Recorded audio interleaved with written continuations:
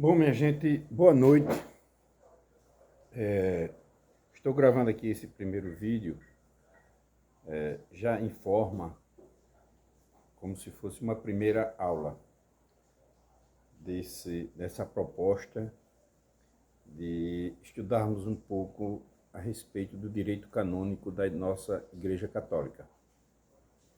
Não é uma tarefa simples nem rápida, porque o direito da Igreja é muito amplo, tem um alcance muito grande.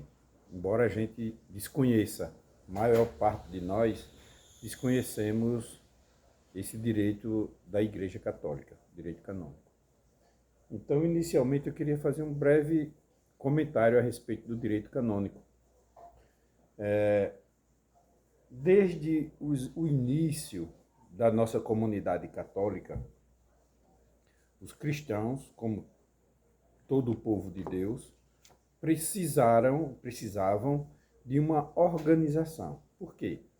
Embora a gente saiba que a maior lei da igreja é a lei do amor, é a lei que Cristo nos deixou, a gente não pode esquecer que estamos tratando com pessoas. E se não tivermos um regramento, uma orientação jurídica, ou pelo menos administrativa, a gente termina se perdendo e cada um querendo fazer da sua forma. Isso acontece com a criação de milhares, centenas ou milhares de igrejas, por exemplo, evangélicas, que não têm um ordenamento comum. Na nossa igreja nós temos, é o chamado Código de Direito Canônico. Vou até mostrar aqui para vocês esse livrinho aqui, ó. Código de Direito Canônico. Nesse livro estão assim compiladas ou estão colocadas toda a nossa vida dentro da igreja. Vai administrar todos os sacramentos, organizar, colocar normas em todos os sacramentos que a igreja, né, pratica, apresenta diante da graça de Cristo, de Deus, apresenta para todos, nos oferece para cada um dos cristãos, dos católicos. E também ela vai trabalhar nas regras de bens da igreja, nos possíveis atos ilícitos ou crimes que acontecem também dentro da igreja. Então, tudo isso está dentro desse Código de Direito Canônico. Eu não sei se aqui no nosso grupo nós temos alguma pessoa que trabalha na área do direito comum, direito normal.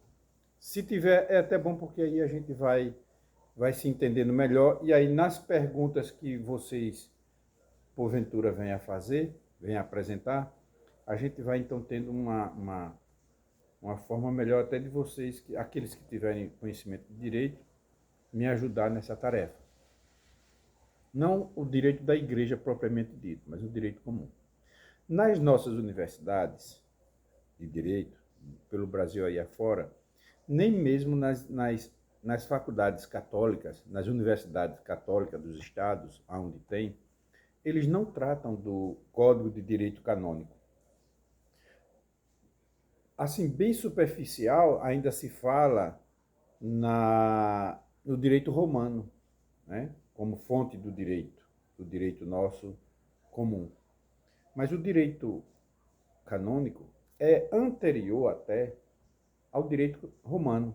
O direito romano foi também já organizado e seguiu normas que depois veio a ser compilada em códigos diante das normas da organização da nossa igreja. Bom, esse direito da Igreja Católica, ele não foi organizado assim do tempo de Jesus Cristo para cá. No Antigo Testamento, a gente já vê que já existiam várias leis, aquelas leis mosaicas do tempo de Moisés, né, como o Levítico, o Deuteronômio, o Pentateuco e etc. O Pentateuco, que é a junção dos 5 livros de Moisés, ali tem, então, diversas normas de conduta, normas religiosas e normas de condutas humanas. Faça isso, não faça aquilo, se fizer assim é pecado, se fizer desse outro jeito vai sofrer alguma sanção, e etc. Então, não existia naquela época, e até poucos séculos atrás, essa organização como código que hoje a gente tem. Mas no Antigo Testamento, como eram transmitidas assim, boca a boca, né, através da tradição, e depois, já no tempo depois de Jesus Cristo, é que foi se escrevendo através nos pergaminhos e tal, e antes, um pouco antes de Jesus também, mas aí começaram então a escrever e a colocar essas normas no papel. No tempo de Jesus Cristo, tem um documentozinho que tinha 12 normas. E esse documento, ele era para, assim, a organização, a forma de atuação, ou como deveria se comportar os apóstolos e os seguidores, né? Os seguidores de Jesus Cristo. Bom, hoje, isso foi na evolução dos anos, né? Passou por diversos outras formas de apresentação do código, dessas leis, e culminou em Graciano, que já compilou um código mais organizado. Inclusive, os códigos de direito nos países por aí afora, todos os códigos, seja na França, Inglaterra, Portugal, enfim, já começou a seguir aquele exemplo de Graciano. E hoje nós temos esse código que eu acabei de mostrar para vocês, o Código de Direito Canônico. O mais atual é o de 1983, tá certo? Esse código aqui, ele foi aprovado e publicado em 1983, já agora depois do Concílio Vaticano II. Antes do Concílio Vaticano II, nós tínhamos o anterior Código de Direito Canônico, que também se chamava já Código de Direito Canônico. Era o de 1917. Aquele código, ele é bem parecido com as normas desse, porém esse aqui veio atender às necessidades do Concílio Vaticano II. O outro foi do Concílio Vaticano I, tá? Mas por que a igreja tem esses códigos? Como eu falei agora há pouco, nós, do mesmo jeito que naquele tempo de Moisés, conforme observou o próprio Jesus Cristo, se a gente observar naquele livro de Marcos, São Marcos, capítulo 10, versículo de 2 a 10, quando os apóstolos perguntam a Jesus se o homem poderia dar carta de divórcio às mulheres, à sua mulher, Jesus diz: o que é que dizia, o que é que diz a lei? Não, a lei, Moisés autorizou dar carta de divórcio. Aí Jesus diz: Moisés fez isso devido à dureza do vosso coração. Mas, desde o princípio, o homem e a mulher deixarão pai e mãe, se unirão e os dois serão senão uma só carne. Por isso, o que Deus uniu, o homem não separa. Não separe o homem. Então, vejam, nessa explicação de Jesus Cristo, nós vemos aí o quê? Os dois grandes princípios do sacramento do matrimônio cristão. Princípio da unidade e princípio da indissolubilidade. No nosso ordenamento jurídico, no atual Código de Direito Canônico, e sempre foi assim na Igreja Católica, no atual Código temos no cânon 1055, dizendo que o matrimônio é entre um homem e uma mulher, um pacto, né, para toda a vida, entre um homem e uma mulher, voltado para os bens dos cônjuges e educação da prole. E entre batizados foi por Cristo Jesus elevado à dignidade de sacramento. Essa definição é básica para tudo que a gente puder observar dentro dos relacionamentos do sacramento do matrimônio, tá? Mas esse é um assunto que a gente vai aos pouquinhos avançando e vai evoluindo para que a gente tire as dúvidas que a gente precisa. Bom, quais seriam as fontes, então, que originou e que deu vida ao Código de Direito Canônico? Em primeiro lugar, é a própria Bíblia, é a própria Palavra de Deus. Né? E o Código em si, de Direito Canônico em si, no seu último cânon, ele diz uma coisa muito interessante. Ele vai tratar exatamente da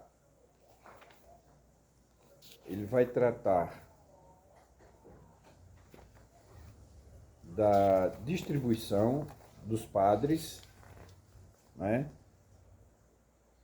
A transferência, aliás, dos párocos, e no seu cânon 1752, ele diz: nas causas de transferência, aplique-se as prescrições do cânon 1747, agora diz, respeitando-se a equidade canônica e tendo diante dos olhos a salvação das almas, que na igreja deve ser sempre a lei suprema. Então, o Código de Direito Canônico, a lei suprema da igreja, qual é? Está lá nesse último cânon. É a salvação das almas. Tudo que tem aqui no Código de Direito Canônico é visando a salvação das almas, ao bem das pessoas. No nosso caso, tocando aqui no ambiente familiar, é o bem dos cônjuges, o bem dos filhos, o bem de toda a família. Tudo que é tratado na igreja com relação a esses cânones voltados para o sacramento do matrimônio é voltado exatamente visando a salvação das almas. Então, como eu falei, a primeira fonte é a Bíblia Sagrada. Depois o próprio Código. E depois as leis e decretos das igrejas locais ou da Igreja de Roma. Tá? Tudo que se faz na igreja, no tribunal eclesiástico, por exemplo, é dentro desse Código de Direito Canônico, visando a salvação das almas, e são organizados e orientados e seguem, em primeiro lugar, a Palavra de Deus, a Bíblia, o próprio Código, e em seguida as demais leis. Por exemplo, talvez vocês não tenham conhecimento, inclusive os que advogam, né, se aqui tiver alguém no grupo que seja advogado, talvez é difícil alguém saber que existe uma relação entre a Igreja Católica e os Estados, uma relação internacional entre a Sé Católica e os demais países. E aqui no nosso caso, o Brasil, em 2010, assinou um acordo entre o Brasil e a Santa Sé.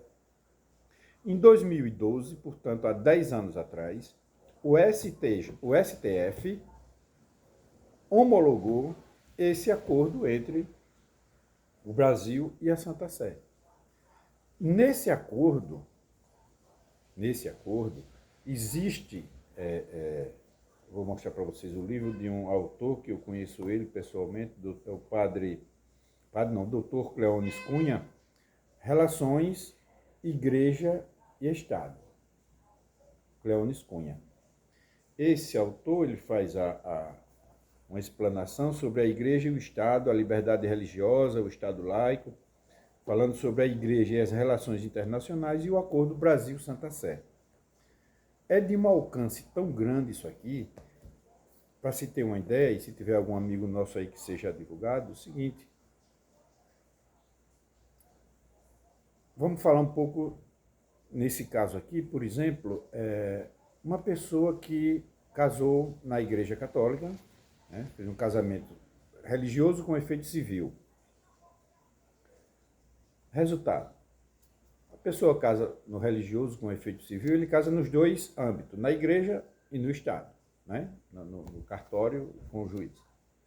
Se amanhã aquela pessoa quer se divorciar, separar daquela mulher, amanhã, um ano, o tempo que for, vai simplesmente no cartório, se não tiver nenhum impedimento, no próprio cartório já se resolve. E pratica-se o divórcio lá no ambiente civil, né? na justiça. Mas aí ele continua atrelado ao seu casamento na Igreja Católica, porque, como eu falei agora há pouco, que Deus uniu, o homem não separa. A priori, é essa a palavra, que o casamento foi, é e continuará sendo sempre indissolúvel. Mas aí é que está. Quando a Igreja analisa determinados fatos, determinadas situações, em um casamento que não deu certo, daqui a pouco o marido arrumou outra mulher, a mulher arrumou outro marido, cada um viu para lá e para cá. Na área civil, fizeram o divórcio, recasaram novamente lá fora. E com relação à igreja, permanece casado. Não pode mais nunca se casar, até que a morte os separe. Aí é onde entra o Código de Direito Canônico e o direito na igreja. Se aquele casamento celebrado numa determinada igreja, se ele não seguiu as normas que nós vamos mostrar para vocês, daqui do Código de Direito Canônico, e não são poucas, são muitas, ao analisar a situação, caso a caso, daquele casamento que faliu, que não deu certo, se o tribunal eclesiástico, a igreja, encontrar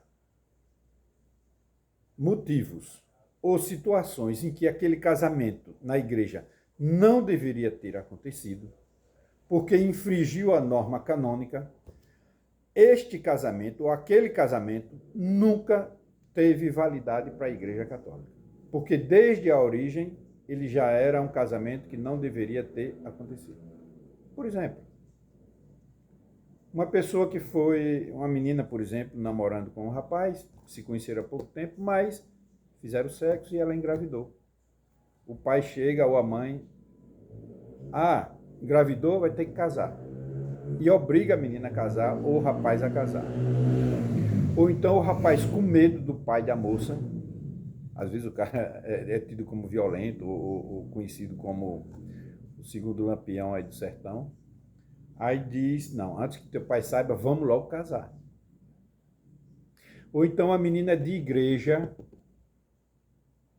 é uma coroinha ou é uma catequista, e aí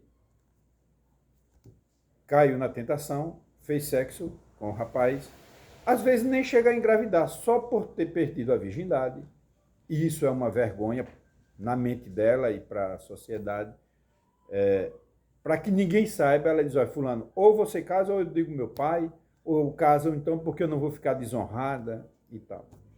Então o casamento sai obrigado, de alguma forma. Tem outras situações, a menina precisa viajar, ou o rapaz precisa viajar, e para poder receber a autorização dos pais para viajar, primeiro tem que se casar. Então, houve uma pressão ou obrigação para poder viajar ou resolver tal problema, a pessoa teve que se casar. Esses são fatos, alguns dos fatos, que podem levar a uma declaração de nulidade de um matrimônio realizado na Igreja Católica. Porque será que Deus queria a união daqueles dois? Quando mais tarde eles dois se acordarem para ver a besteira que fizeram, um não consegue mais olhar para a cara do outro. O outro, o rapaz ou a moça, já está traindo em casos de infidelidade. E por aí vai. Então, nós vamos mostrar, ponto a ponto, desde a definição do matrimônio e as situações em que isso acontece, os diversos casos em que as pessoas se submetem a um sacramento de matrimônio sem ser sacramento. Deus não uniu aqueles dois. Quem uniu foi a vontade dos pais, a vontade deles dois, ao arrepio até da vontade de Deus. Porque quando eu digo assim, não, eu vou me casar com minha mulher porque eu a amo, vou me casar porque eu tenho a intenção de ter filhos com ela, viver para o resto da minha vida. E ela também, da mesma forma, tem essa intenção comigo. Quando isso acontece, quando os dois realmente querem se casar, os dois estão se preparando, já conhecem e sabem quais são as consequências de um casamento católico, de um casamento na Igreja Católica, então esse casamento é válido e ninguém, né, se ele for pedir a bênção de Deus na igreja, com as testemunhas e tal, então ninguém, absolutamente ninguém, pode dissolver esse vínculo matrimonial. Mas se for de alguma forma forçado, ou se não tiver qualquer um deles a liberdade para consentir. Por exemplo, teve um caso aqui no Tribunal Eclesiástico de Maceió, e um rapaz conheceu uma moça, sabe aonde? No Zé Lopes, numa casa de repouso para doentes mentais. Lá nessa casa, ele achava que estava amando a menina, a doidinha que estava lá com ele. E ela disse, não, também estou lhe amando. Aí resolveram que quando saíssem de lá, tivessem alta, aqui fora iriam falar com os pais e iriam se casar. Os pais aceitaram e se casaram. Não demorou 2 meses, os dois estavam em crise novamente mental e não tinha como conviver. Ele podia até um matar o outro ou fazer alguma coisa louca. Porque um era bem mais, assim, era possessivo que o outro. Não tinha a mínima condição. Aí chega um caso desse para o Tribunal Eclesiástico. Ah, mas eles foram para a igreja, pediram a benção, o padre fez todo o processo canônico de habilitação e casaram. A igreja pode ficar nula ou omissa numa análise de um caso desse? Claro que não. Eles não tinham a liberdade psicológica ou psiquiátrica para definir um consórcio que é para toda a vida. Está entendendo? Então, são várias situações que nós vamos tratar e casos, né? Eu vou dar depois as explicações mais próprias relacionadas ao direito canônico. Eu antes vou colocar alguma coisa no nosso grupo de WhatsApp. Vou escrever alguma coisa para vocês já, quando a gente vier conversar, já vocês saberem do que é que nós vamos tratar. Se alguém tiver, inclusive, alguma dúvida anterior, já pode falar, tá certo? Mas a nossa intenção é essa, esclarecer, tirar dúvidas, né, no caso, e mostrar tecnicamente, né, através da literatura que nós temos, assim, de livros e tal, como proceder, por exemplo. E isso é um desafio, é uma situação que eu coloco para vocês. Nós vamos ter a nossa próxima conversa aqui, através de vídeo, de hoje a 8, quarta-feira. Então, daqui até quarta-feira, vocês façam assim, mais ou menos uma relação. Na minha família, quantas pessoas tem que estar separadas, que foi casada na igreja e se encontra numa situação de segunda união? Ah, tem fulano, tem meu pai, tem meu irmão, tem meu tio, tem um amigo, tem um padrinho, tem não sei quem. E essas pessoas, você relaciona para você, não precisa me mostrar, nem mostrar para ninguém. Fica para você. No final dessas nossas palestras, dessas nossas, né, intervenções, você vai estar em condições de conversar com essas pessoas e dizer, ó, aquele teu casamento na Igreja Católica pode ser, tem possibilidades de ser declarado nulo. E você hoje está livre para realmente cometer ou praticar o seu verdadeiro casamento com a pessoa com quem você vive hoje. Meus queridos, vocês não sabem a quantidade de pessoas que nós já orientamos e que essas pessoas abriram um processo de declaração de nulidade na Igreja Católica e foi reconhecida. E, ao ser reconhecida, essas pessoas voltaram a verdadeiramente se submeter a um casamento na Igreja Católica e receber a Eucaristia. Receber o sacramento da penitência. Porque enquanto não recebe o sacramento da penitência, enquanto estiver em situação de segunda união, não está liberado para receber o sacramento da Eucaristia, nas espécies, corpo e sangue de Jesus Cristo. E é muito doloroso. Vocês não sabem quanto sofrem essas pessoas e nós temos pessoas aí dentro da igreja de Mata Grande que precisam e que anseiam em um dia poder receber de volta o sacramento da Eucaristia. Ter Jesus Cristo dentro de si nas espécies. A gente faz a Eucaristia, recebe Cristo espiritualmente. Mas para quem é realmente cristão, quer ter Deus dentro de si e até com esse prazer, essa graça de ter Deus dentro de nós, passarmos também para os nossos parentes e irmãos, até mesmo aqueles que estão necessitando desse sacramento, tá? Eu vou parar por aqui para não ficar muito longo. Só queria mostrar alguns livros que a gente pode, se vocês tiverem a oportunidade de obter. Os desafios pastorais da família no contexto da evangelização. Esse aqui é um documento da Igreja Católica que foi buscar, que mostrou subsídio nesse sínodo da Terceira Assembleia Geral Extraordinária. Começou a mostrar motivos para que a Igreja abrisse mais os olhos para as questões das pessoas divorciadas no civil e vivendo em segunda união. Amites Iudex Dominus Iesus, esse documento aqui, que é sobre a reforma do processo canônico, já agora com o Papa Francisco. É muito importante, nós vamos tratar muito nele. E temos vários outros livros, tá certo? Que aos pouquinhos a gente vai passando para vocês, e se vocês quiserem obter alguma coisa, eu até recomendo, se alguém vier aqui em Maceió, dá um pulinho ali na Livraria Paulinas. Lá tem um menino que fez teologia comigo, chamado Marcelo. E tem também como é o nome, Tânia? Da esposa do Sérgio? A Márcia. Márcia é a organizadora lá das Paulinas. A Márcia também é uma pessoa que vai lhe orientar. É só perguntar. Eu queria algum livro aí voltado para o direito canônico, matrimonial canônico. Eles vão mostrar para vocês. E à medida que for avançando, a gente vai conversando e para mim será um grande prazer tirar as dúvidas que vocês, porventura, tiverem e quiserem que a gente converse, tá bom? Um abraço e a gente se encontra de hoje a 8, se Deus quiser. Um abraço.